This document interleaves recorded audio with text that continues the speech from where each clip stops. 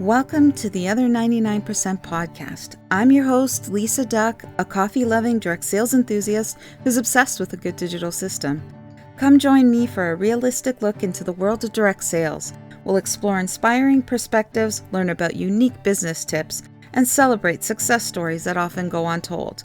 Because on the Other 99%, every seller matters. Hey everyone, it is me, Lisa, and welcome back to another episode of the Other 99%. Today, I wanted to chat with you about fundraising during the holiday season. So think about it, the gift that keeps on giving. So think of ways that you can work your business, maybe pair up with people or work with people to host events where you can give back to a group or organization that's within your community during the holiday seasons. There's so many people in need right now. It's really a great way to use your business for good. So in this episode, I'm going to give you a few different options that I can think of on how you could possibly incorporate a fundraising component into your day-to-day business. So first, I'm going to talk about holiday gift giving fundraising events. So think of approaching places like local schools, maybe animal shelters, maybe non-for-profit organizations within your area, and see if they have any upcoming events that you might be able to get a table at. They might be looking for a small fee to do that, but you can also let them know that you're willing to donate a portion of your proceeds from all sales that day to the organization or cause. So when you go to these events, I think that you need to go with a few things in mind. You need to have items that are Christmas themed or holiday themed.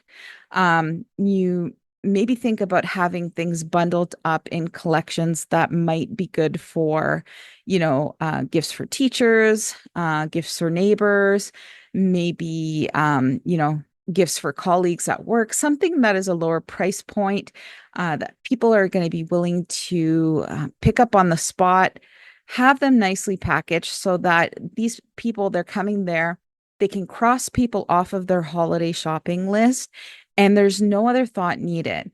Plus, they're going to be feeling better spending money with you, knowing that a portion of their purchase is going back to the cause that they're supporting anyway. So think about that and approaching. I mean, I can think of a ton of different locations that you can talk to. And especially this time of year, there's going to be a ton of different events happening. Even like those events that are happening, I know that I've done this in the past when you get invited to do a vendor event at a local school or something like that, or a local church. I always have items on the table that are part of a fundraising effort. So if some of those items sell at the event, I always give the church or the school and the organization that I'm dealing with those funds as well on top of my table cost. And what that does, it just puts you in their good books. Let's face it. It's like they're usually really shocked that you're bringing them extra money after you've already paid for your table, and they appreciate it, and they'll remember you the next time they have an event because they know that you're willing to help them raise funds for their effort. All right, so the next one that I want to talk to you about is sponsoring a family campaign. Now, I heard this referred to in many different ways. The one that I remember all the time is like buy one, give one.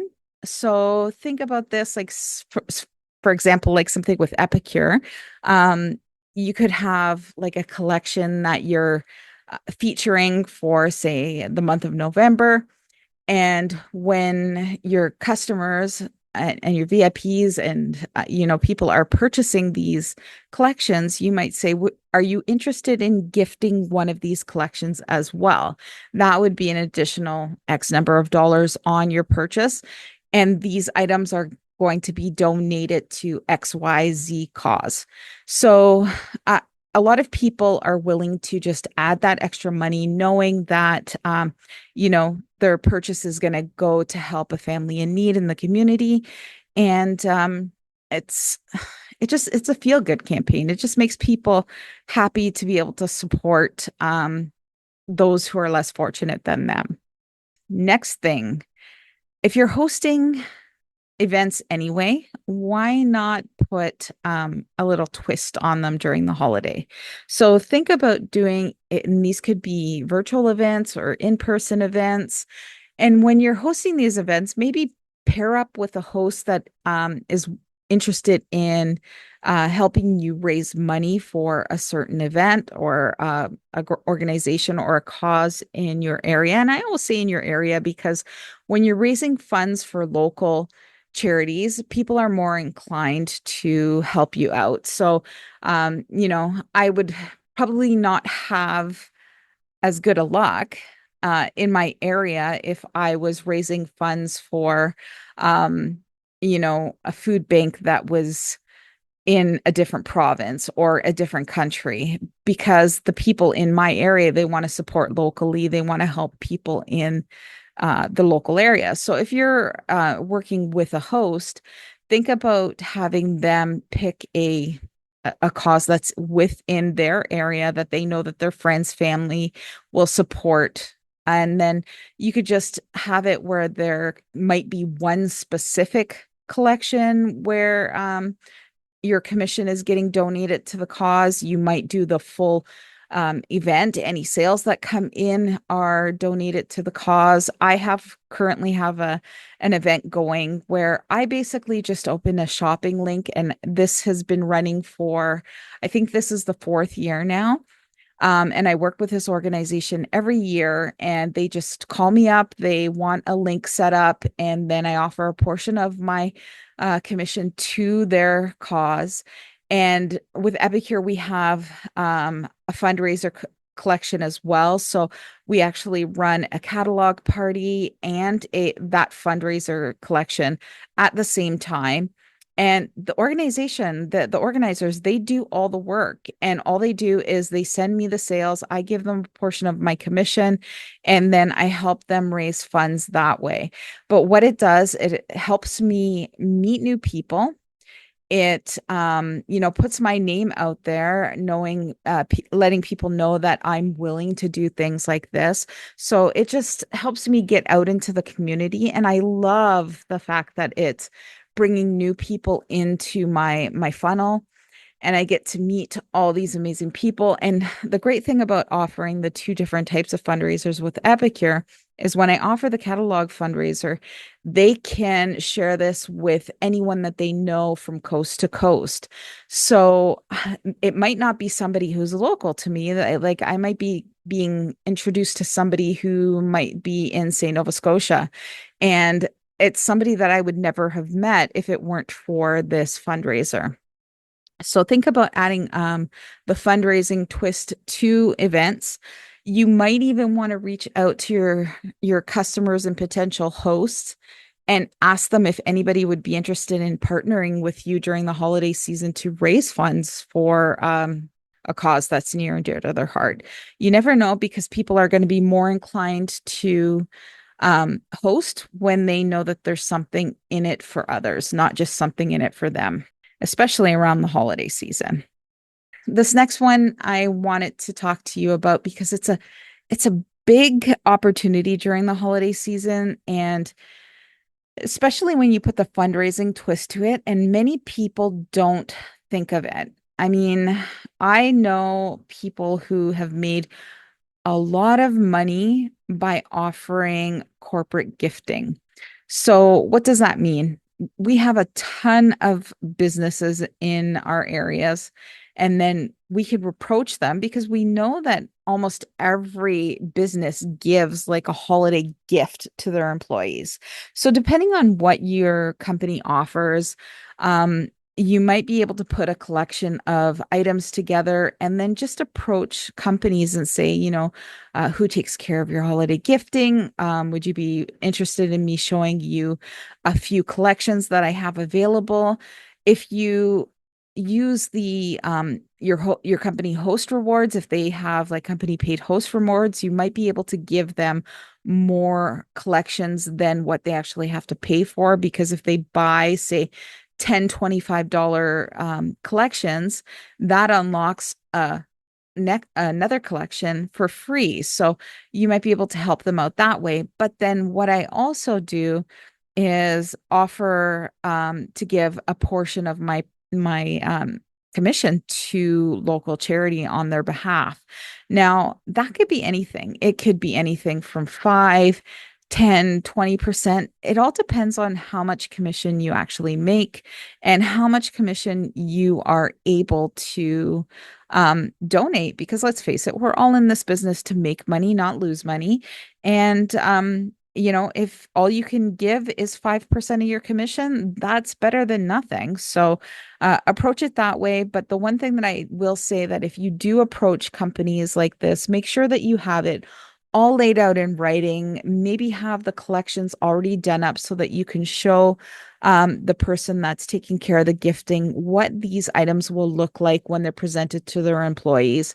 It's just going to give you a better approach. You're going to come across as looking more professional, and usually you're going to end up being more successful if you go in and you're confident about what you have to offer.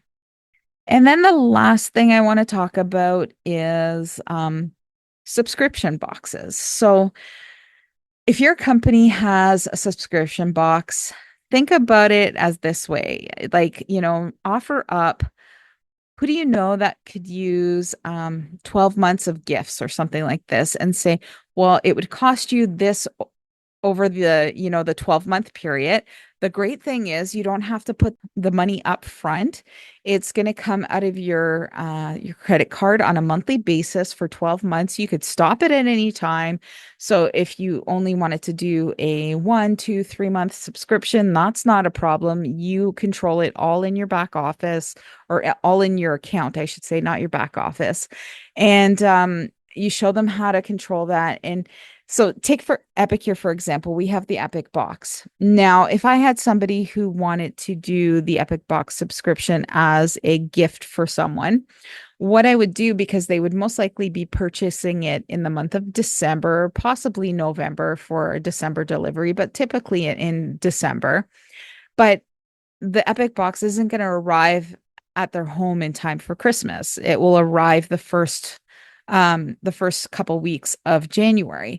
So what I would typically do is have a nice maybe postcard or card or letter made up with details about the subscription and what they plan on doing, and what they will get. And, with the Epic box, for every box that's sold, 7 meals are donated to families in need. So I would make sure that they knew that this gift was not only giving their family good meals, but it's helping those in the community who are less fortunate. So there's just so many different ways that you could do that. But like, I could think of like something like Color Street with your Color Street box, and think about a young lady who likes to do their nails, thinking receiving a box like that every month, they would just be, it's like Christmas all over again. Every month it arrives. It's like, oh my God, look at this. So think about things outside of the box. Don't always just think about gifts to put under the tree on December 25th, if that's when they're celebrating. But there's so many other ways to give gifts during the holiday season, and people are usually more inclined to give when they know that there's charities involved as well. So I hope this little talk has helped you pique some interest in one of these areas and helps you grow your business through the holiday season. I would love to hear from you and hear if you've done any fundraisers, or if you picked up any of these tips and ran with them. I'd love to know the outcome. But I want to thank you so much for joining me again on another episode of The Other 99%. And we will look forward to seeing you next week. Take care. This episode of The Other 99% podcast has been brought to you by Spice It Up with Lisa Duck. If you're struggling with the question of what's for dinner, let Epicure help you put quick, delicious, family-friendly meals on the table in 20 minutes or less. Learn more about what Epicure has to offer. Visit spiceitupwithlisaduck.com And if you're new to Epicure, be sure to use promo code EPIC15 in your cart at checkout for 15% off your entire first order. Hey, thanks so much for taking the time to listen to the podcast. I hope you enjoyed this episode. If you would take a minute to rate and review the podcast, I would absolutely love it. And if you know someone who really needs to hear this podcast, please feel free to share it with them. More listeners, the better. And if you know someone who would like to be a guest on the podcast, or you yourself would like to be a guest, be sure to check the link in the show notes or visit lisaduck.com and click Be a Guest. We'll talk to you soon.